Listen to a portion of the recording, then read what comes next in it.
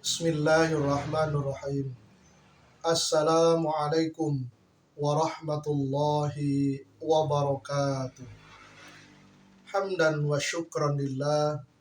Salatan wa salaman ala rasulillah. Wa ala alihi wa ashabihi wa mawala amma ba'd.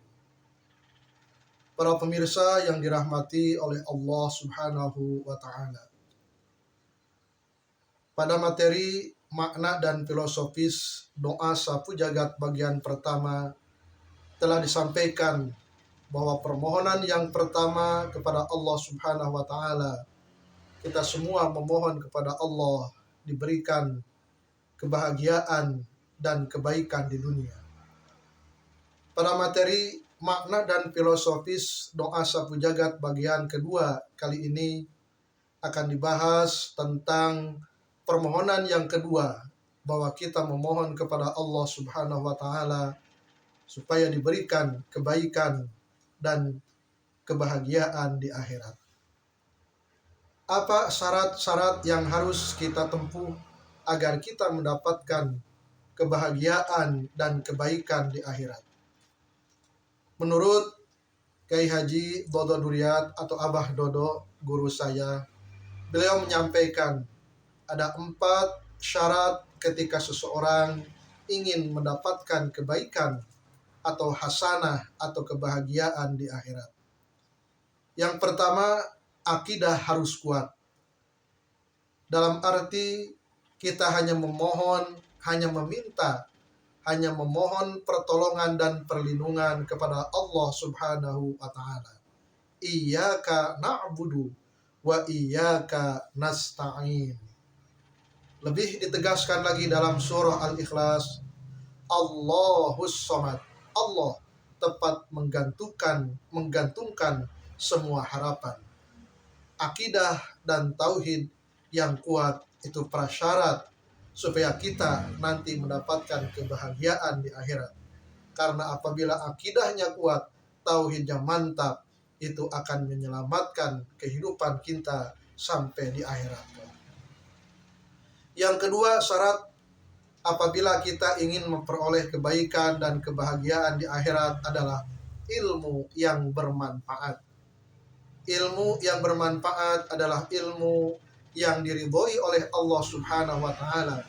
Ilmu yang dapat diamalkan oleh orang banyak, dan dengan ilmu tersebut dapat semakin mendekatkan diri kepada Allah Subhanahu wa taala.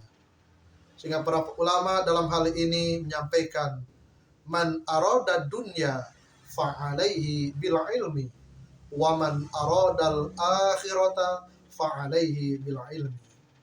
Barang siapa yang ingin memiliki dunia, maka hendaklah dengan ilmu. Dan barang siapa yang menginginkan negeri akhirat, kebahagiaan di akhirat, maka hendaknya dengan ilmu. Yang ketiga, syarat apabila kita ingin memperoleh hasanah fil akhirah, kebahagiaan dan kebaikan di akhirat adalah akhlakul karimah. Akhlak yang mulia, akhlak yang dipuji, akhlak yang terpuji, akhlak yang disukai oleh Allah Subhanahu wa taala sebagaimana dicontohkan oleh Rasulullah Sallallahu Alaihi Wasallam.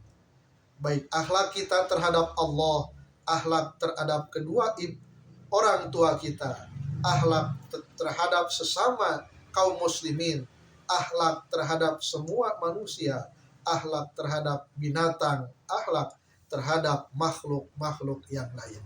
Maka dengan akhlak tersebut, kehidupan kita di dunia ini akan menjadi selamat dan terselamatkan, karena kita akan disayang dan dicintai oleh semua makhluk, terlebih akan dicintai oleh Allah Subhanahu wa ta'ala. Dan yang keempat, syarat yang harus kita tempuh, yang harus kita miliki ketika kita ingin mendapatkan hasanah fil akhirah adalah al-amalu sholeh atau amal sholeh. Sebagaimana kita ketahui, ketika kita sudah meninggal, maka tidak akan ada sesuatu apapun yang akan dibawa oleh kita ke alam barzah, ke alam kubur, apalagi ke alam akhirat.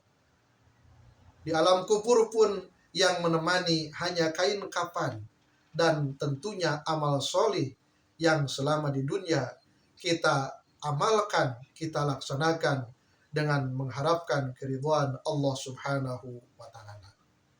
Itulah para pemirsa yang dirahmati oleh Allah Subhanahu wa Ta'ala, uraian singkat tentang permohonan kita kepada Allah ingin mendapatkan hasanah fil akhirah. Yang pertama syaratnya adalah akidah yang kuat. Yang kedua adalah ilmu yang bermanfaat. Ketiga adalah akhlakul karimah. Dan keempat adalah amal sholih. Semoga Allah Subhanahu wa Ta'ala senantiasa memberikan bimbingan kekuatan kepada kita untuk senantiasa beristiqomah pada jalan yang diridhoi oleh Allah Subhanahu wa Ta'ala. Semoga bermanfaat. Wassalamualaikum warahmatullahi wabarakatuh.